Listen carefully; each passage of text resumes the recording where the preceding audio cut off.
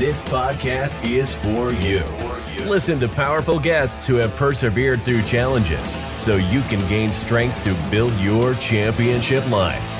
The host of Professor of Perseverance podcast, Dr. James Purdue. Hey, come on in today. Hey, it's that time again. Get your favorite cup of joe, get your favorite beverage, get your tea, get your Coke, get your pop, get your soda, get your water, get something. Put your feet up, relax. Let's get educated. Let's get motivated. Let's get inspired. Let's get encouraged. So that way we can help other people in the long run, in future endeavors to come, that we can help other people. So thank you for coming in. I am Dr. James Purdue, the Professor of Perseverance. Thank you for coming in to the Professor of Perseverance podcast. Hey, today, our guest, she says that we will all experience grief at some point in our life. There's no doubt about that. All right. And she has learned to look at the love that she had instead of what she lost. Okay. And she wants to help people to have the power to change direction in the lives. All right. And she said she has transformed her life through the power of self-love, manifestation, and listening to the angels in her life on the other side. All right, let's see if I can get this right here. Jennifer, thank you for coming in. Alemany. Thank you. Thank you for having me. Hey, thank you again for you coming in and sharing your valuable tips, inspiration, your valuable time with us to help us have a better way of looking at grief and getting through it and experiencing the better part of it. Yeah, it's an important topic. It is very important. And this sometimes is a topic, I don't want to say taboo, but a lot of people don't want to talk about it because they think that grief has to be a heart-breaking, hurting scenario instead of, like you said, let's look on the better side of what we can experience from it. And it's not, I'm not saying it's not going to hurt, but we don't have to hang on to the hurt. We can go look at the best side of it. Right.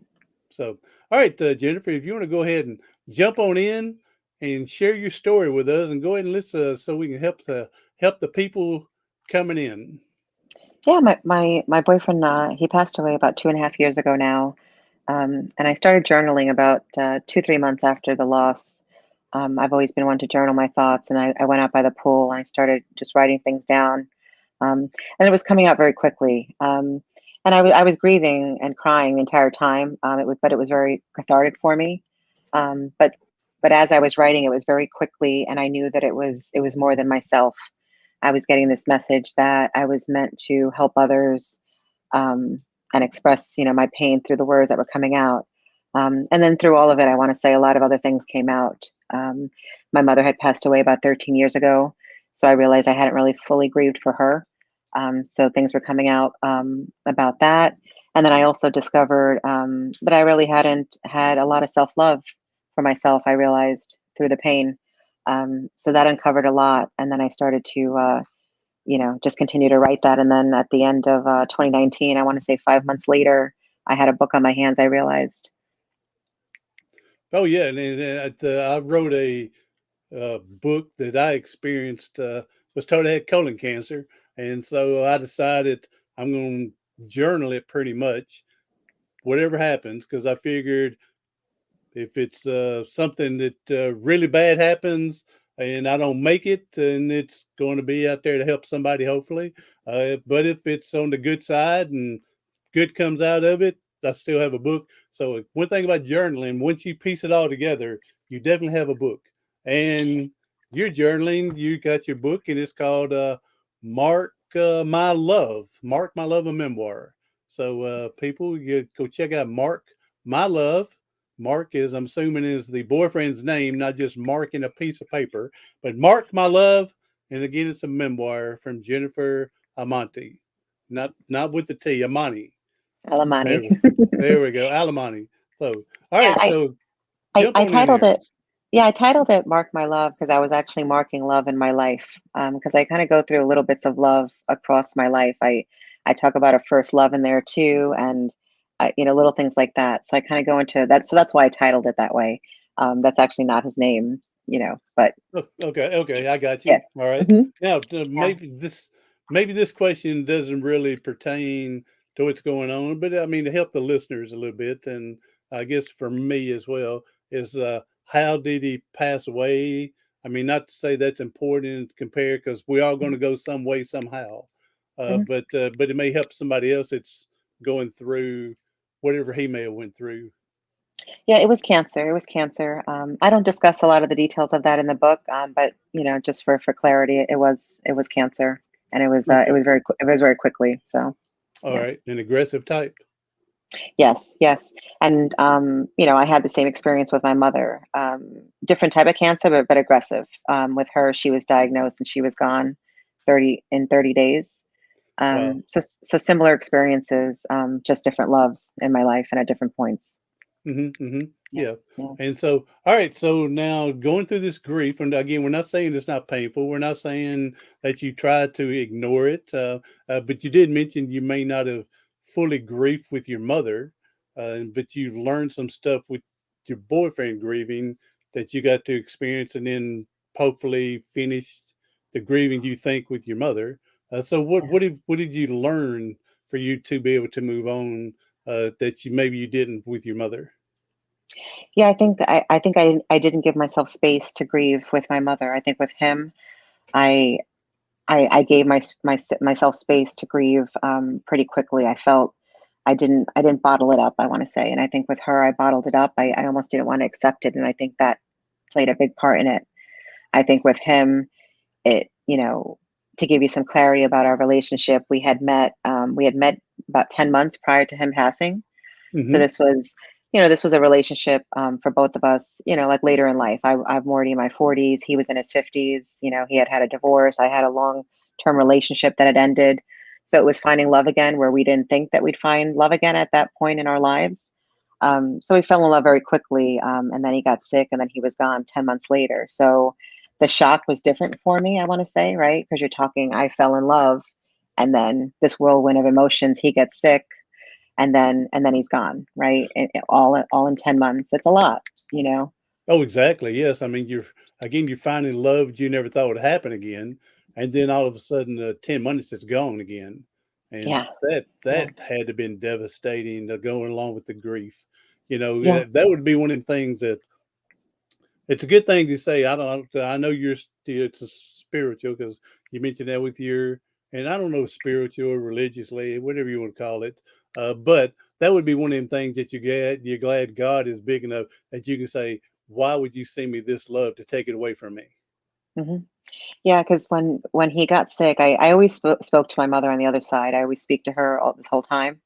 Um, but when he got sick, I remember speaking to her. I wasn't telling her to help him get better, but I was basically telling her to just take care of him, Hmm. regardless of what was going to happen. Right. So I wanted to know that whether it was here or he passed on, that he somehow he would have someone, and obviously he never met her in life. She had passed on, a decade prior to that, right? Um, but yeah, devastation is the word for it. I was crushed. I want to say my heart was kind of crushed at that Yes. point. Um, but I want to say literally, I had angels around me because I felt as if there was something pulling me out of bed every single day and keeping me going, and then giving me that hope. Um, and then it just started to ignite something, I want to say, inside of me. And I realized, okay, I can't just sit around and grieve, even though I'm crushed, because I think I knew that they were around me. I felt it a little bit more once he was around, he was on the other side. Um, so I knew I couldn't give up for them also. That was strong inside of me. So it was kind of like me turning that pain into fuel. And, that's what I tell people. That's what I did. I turned that pain and said, okay, now I'm going to fuel forward in a different way. And that's what I've done. I look at life differently. I wake up every day and I give thanks for waking up every day. There's a lot more gratitude around me. Hmm. And so this give you a new purpose, new mission in life? Yeah, and I want to say with the book and how it came out of me, it was so cathartic, and I know somebody others were with me. I know it came from another side. It's folks that have read it have told me, oh, it's so well crafted. You have a lot of life in there in a short memoir because it is a short memoir, but there's a lot of content in there. Um, but it's intense. So it's short but intense. But I want to say that's how it came out of me. Literally, I didn't craft it. I think people think like, oh, did you sit down and say I'm going to write a book? I said no. It literally was just flowing out of me that way, and that's why the words and being raw the way they were. I know it was meant to. I was meant to put it out there for others like that because that vulnerability and me showing others like, yeah, I was on the floor again. I was on the floor again, and then wondering like, why? What's going on here? So to pick myself up from that, I want to show others it's possible. It is. Yeah, open because you're definitely showing your vulnerability by opening up and being so honest, authentic for them, and because people have gone through this, Yeah. and like you said, they have bottled it up as well instead of expressing, instead of uncorking the genie that's within to see what's possible out there. They hold on to this, and it makes it a tough life when Yeah. you bottle it and you don't know hope is still out there Yeah. and expression of love is still there. Yeah.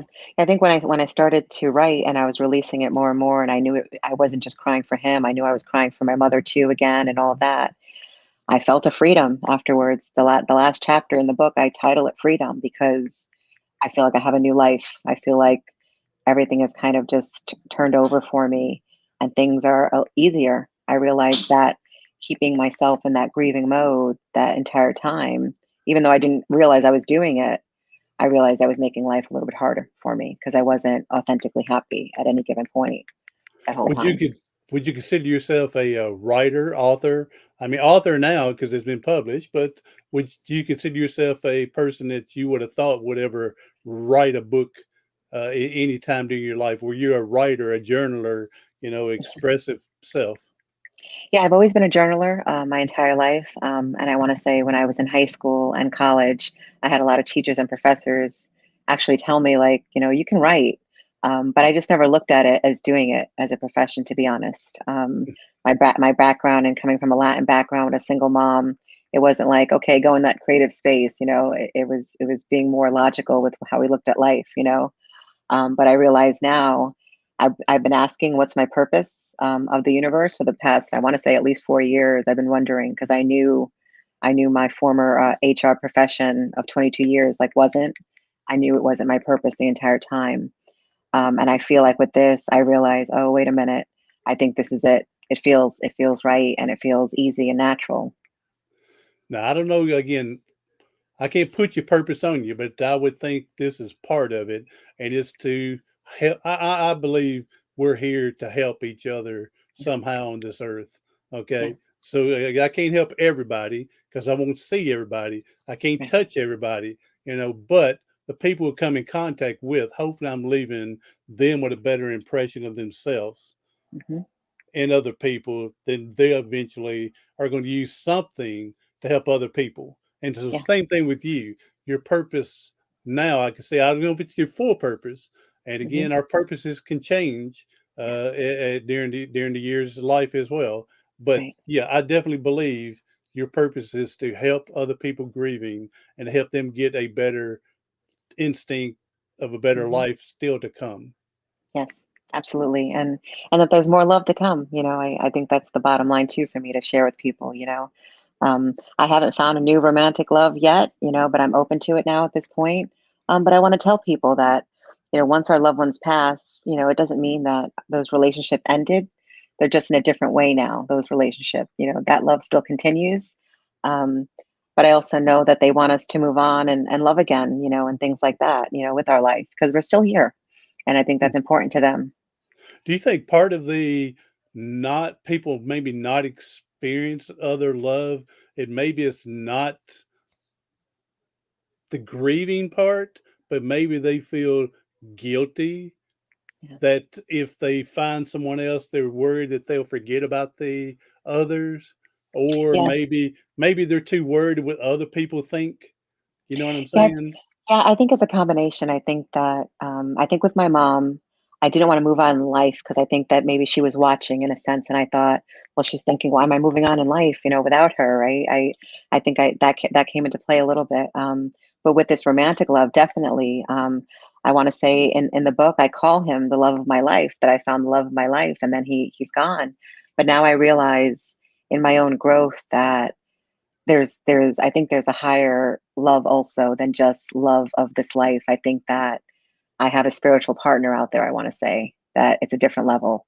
And I've had those discussions with him, to be honest with you, because it is a weird space, right? Our relationship ended while we were still in love and all of that, right? So it's a weird space to be in of, okay, now I'm 47 years old and I still have life ahead of me, and there was guilt where I literally said, like, how am I going to do this? Like, he's around me. Like, how am I going to tackle this? But I've come to my terms with it, and I've had my discussions with him in my own way. And I know that he's given me messages like, okay, it's time to move along.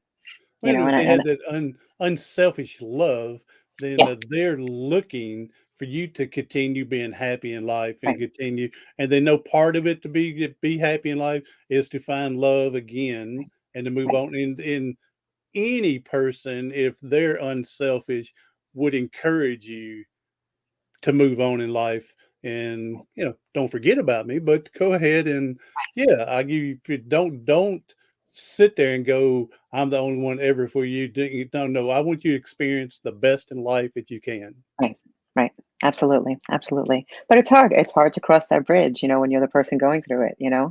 Oh Um, yeah, I could definitely see that. Yeah, yeah, that it's definitely hard again because you're unsure, you're not. Yeah, you don't want to step on other people's toes, and yeah, you get sometimes you worry too much what other people think, and yeah, forget that mess. You're the one that's got yeah, to be happy, not them. yeah. Okay, Because and Yeah, because everyone has their timeline, and so many people have told me different things, like 1 year in, it was like, "Oh, it's 1 year in, like, what are you gonna do?" It's so funny to me, and I just went with the flow of what I felt, and now I finally feel ready for that step, to be mhm, honest. I think when I was saying it before, because I was saying I was ready before this, but I don't think I was. I think it was other people getting into my head again saying, mhm, "Okay, it's time, the time had passed," but I knew I wasn't, because I knew I needed to grow and I knew I needed to learn self-love before that anyway. So mhm. I knew I was in that space. So I knew I was on the right timeline of my own progression, if that makes sense.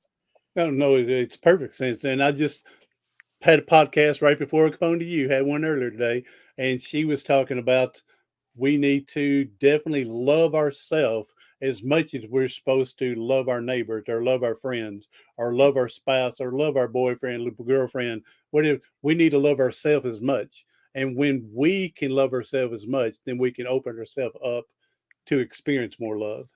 Yeah. Yeah, absolutely. And I finally realized that. So it's important. So You're remarkable. I'm going to tell you that right now. So you're amazing that you're able to pick yourself up and experience, and writing this memoir is definitely going to help other people in the long run as well. If you could give, I don't know, two or three little advice to help someone that's grieving how to move on in life, what would you tell them if you were they were sitting in front of you? yeah, I would say to get out in nature a little bit. I started walking and getting out in nature, and that helped me a lot. I felt their presence a lot more when I was out there. So that would be definitely one thing. Um, to start meditating a little bit, and it doesn't have to be a long time. You just start with 5 minutes. I think that gave me a lot of peace also. Um, and then, again, getting back to the self love, really go on that journey and start to really make sure that you're truly in love with yourself. I say it like that because that's important. That's an important part. So those would be the three top things for someone to who's grieving, who needs to start getting on their journey.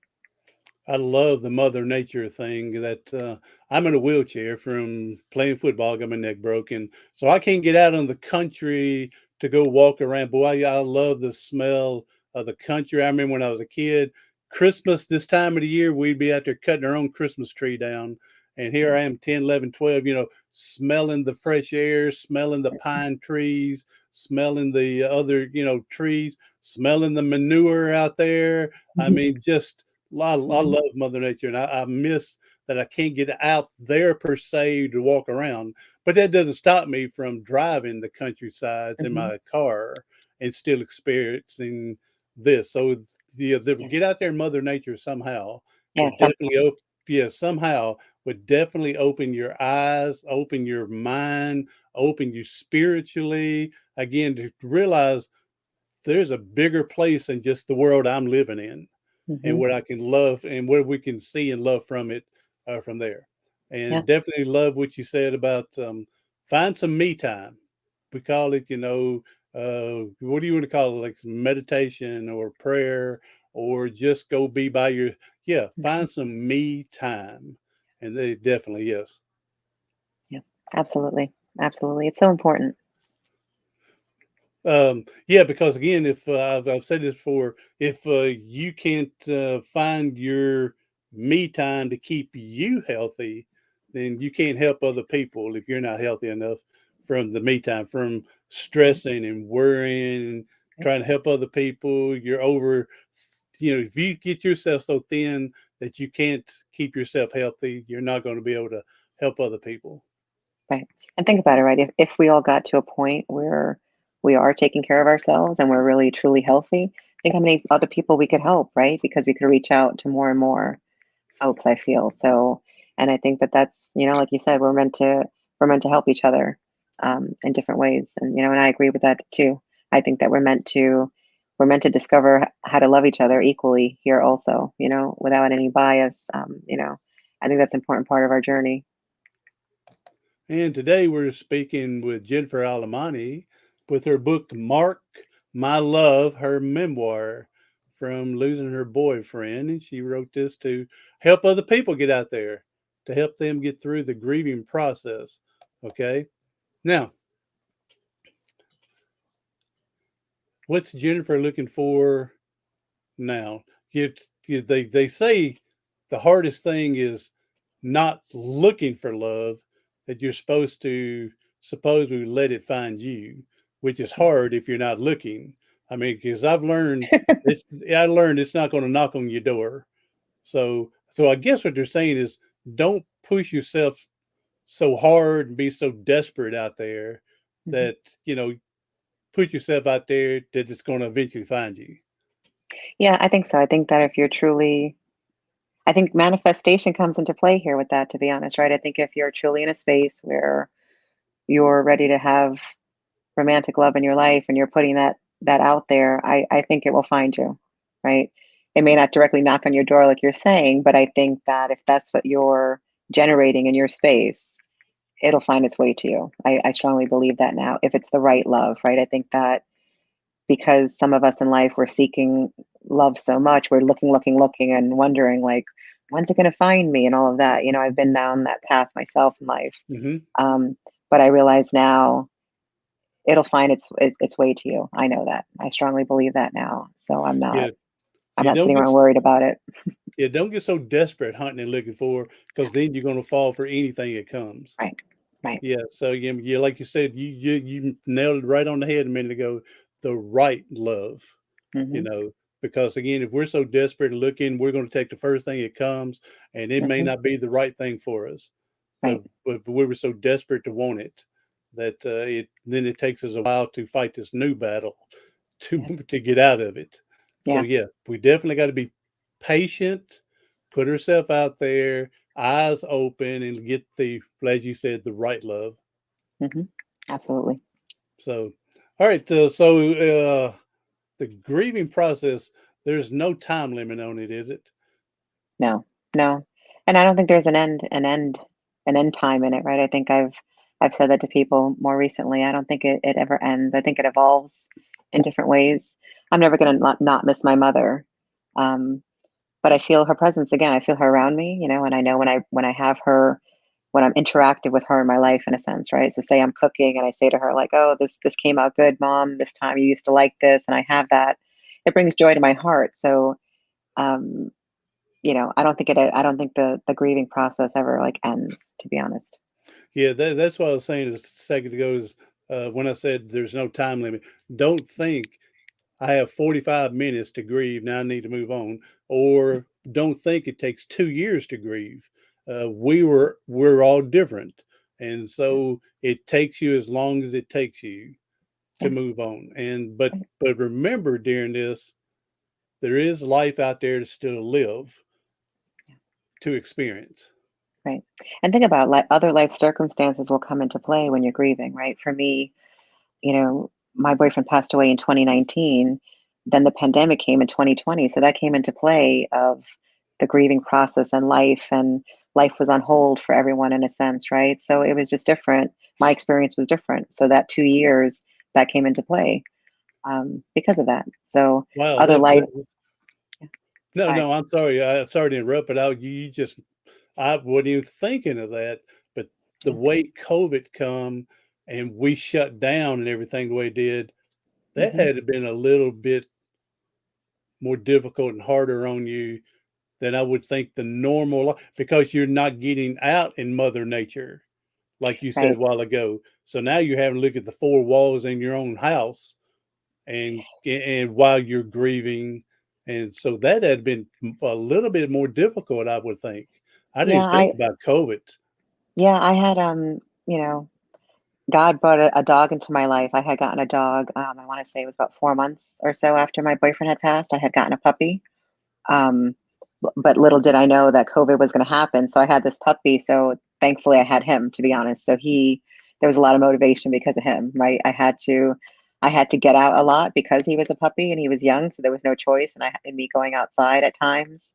Um, but thankfully, he was with me all of 2020. And I know that that was someone else arranging that, a higher power, because I think they realized, oh, she's going to be alone, during this completely. I tell you, God sends things to us without us expecting it.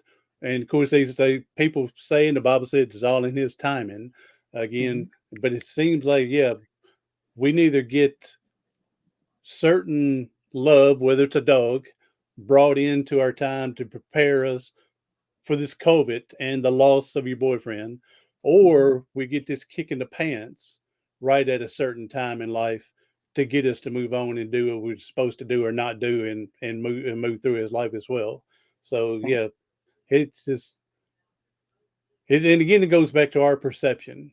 Hmm. You could look at this dog as, yeah, he just stumbled across, got this dog. Oh wow, now I'm taking that dog during COVID. No, but our your perception again is I have something now other than the four walls. Hmm. And this dog, showing this unconditional love Yeah. for me. Yeah. Yeah, absolutely. I can't imagine all of 2020 without him. I couldn't have imagined without the dog because it was isolating, Um, Yeah. Yeah. so, That- thankfully, I never had a dog before. So it came out of nowhere that I decided to get a puppy, to be honest. there you But, go. but did it come out of nowhere technically, right? Or did they put that in there and say, hey, you know what? And put that whisper in there? Who knows? But, but Yeah. The idea came from somewhere, huh? yeah, yeah, absolutely. It's your perspective on how you figure this idea came. So, Yeah. yeah, I got a service dog. I'm in a wheelchair. I got a service dog, and he was actually part of his raising came from the prison Mhm. system. And Okay. once they learn, teach the dog to sit, shake, what side of the wheelchair to get on, and the other side, the basic training. Then he left there to go for his final training, which he learned to pick stuff off the ground for me, turn lights off and on, pull a drawer open, close the drawer from that training. Now, here's what I'm getting to on when I'm talking about there. We mentioned the unconditional love that this dog had given you. I mean, a joke someone told me one time. He said, "Man, I know my dog loves me more than my wife does." And he said, "The example here, I could put my dog in the trunk of my car, come back an hour later and open the door of the trunk. He's wagging his tail because he's happy to see me." He said, "I put my wife in the back of the trunk of the car. I come back an hour later, she just screaming and crying and yelling at me the whole time." And he Yeah. said, "So this unconditional love." I said, but what I'm getting to is while this dog was uh, my dog particularly, but the other dogs, I saw a documentary, have been raised, partially trained by prison inmates. And then when their time is up to push the dog over to get the final training, these inmates are bawling like little babies Um, because this animal had given them the unconditional love that they said that their parents didn't show them when they were hmm, growing up. hmm.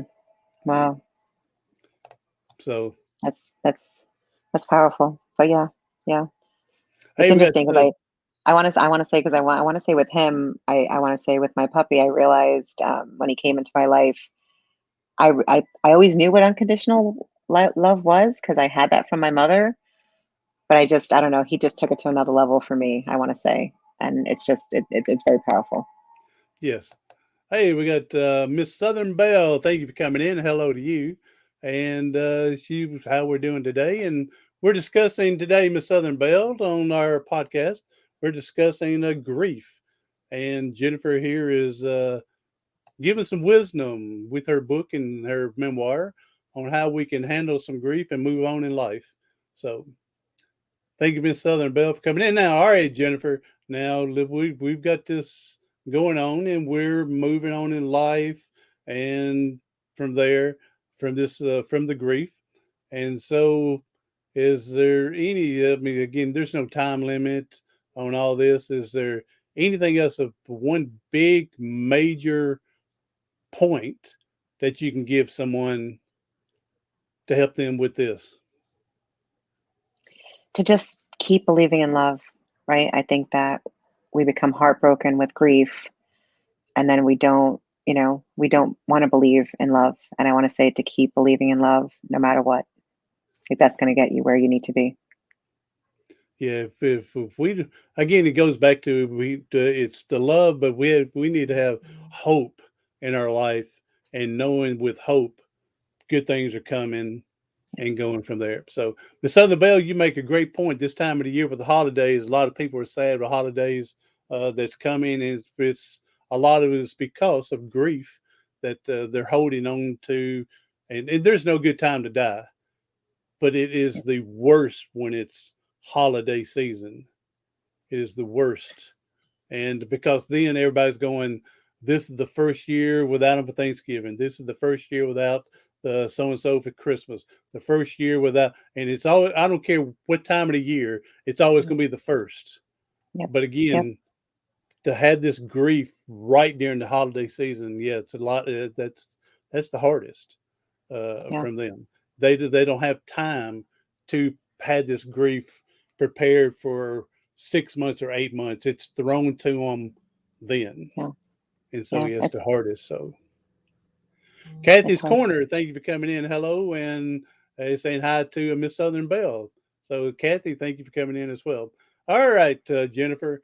Now let's go ahead and let's tell people some social media how to get hold of you, and they may want to talk to you about grief. Maybe you can help counsel them, help give some advice to them, and go ahead and tell us your social media, your website, how people can find you, and also how we can get your book. Yeah, my website is jennifermalamani.com. All the clicks to get the book are through my website, but you can also get it on Amazon or Book Baby or Barnes and Noble. My Instagram is jennifer.m.alamani. I'm also on Facebook and LinkedIn as Jennifer M. Alamani. All right, and I'll take those links, your social media, and I'll put those in the show notes to make it easier for people to click on. So, and thank you for giving that, man, Jennifer. Thank you for coming in and sharing, and you've helped me. We live long enough; we're going to lose people, and Yeah, there's a good way to grief and an unhealthy way to grief. Like you said, when we bottle it up and keep holding on that way instead of releasing and experience the positive with it. So from there, so I would when it's my time to go, I hope people will remember the positive. I tell people, I said, I don't even want to be buried. I'm one of them. I just don't see putting $10,000 in the ground. Now, yeah, I would never say to someone, don't do that. No, if that's what you want and that's what everybody agrees to, hey, that's awesome. But to me, I'd rather them have a $10,000 big party for Right. me. And remembering, I said, instead of putting me on the barbecue grill and cremate me yourself, Hmm. and during the barbecue and grill, I know they can't do that legally, but I just say do that, and take the money instead of putting it in the ground. Have a big old party for everybody else I for that agree. time with me. So, all right, Jennifer, thank you again for coming in. Now I'm gonna put you on a little spot here because I usually ask people that we know there's people hurting and struggling today, and if you can give us a powerful message that would help someone get through today, boy, that's gonna be a blessing. Just know that you're loved, right? Even if you don't feel loved right now, that know that you're loved. You're surrounded by love. Love from me. If that makes you feel, something, know that it's there. Know that the love is there with the angels watching over us. So from there, so Jennifer, you have been a blessing, and you have been, oh, just amazing person. Again, I'm glad that you are able to. We found each other on this Me pod too. match somehow. And Yep. so I'm glad that you are able to hop in and be with us to help us uh, to experience a better side of grief. And Miss Southern Bell, she says, appreciates your information. And so, all right, Jennifer, Yep. thank you for coming in. Everybody else is coming in on the replay. Hey, be sure to share this out because people are hurting, grieving, and they can help with this podcast to help them with their grieving process. And again, to go out and get in the links, go find Jennifer's book, Mark My Love, a memoir by Jennifer Alemany. And so thank you for everybody else for coming in. Hey, I'm Dr. James Purdue, the professor of perseverance. Do something today, tomorrow, something next week that's going to help you persevere past your paralysis.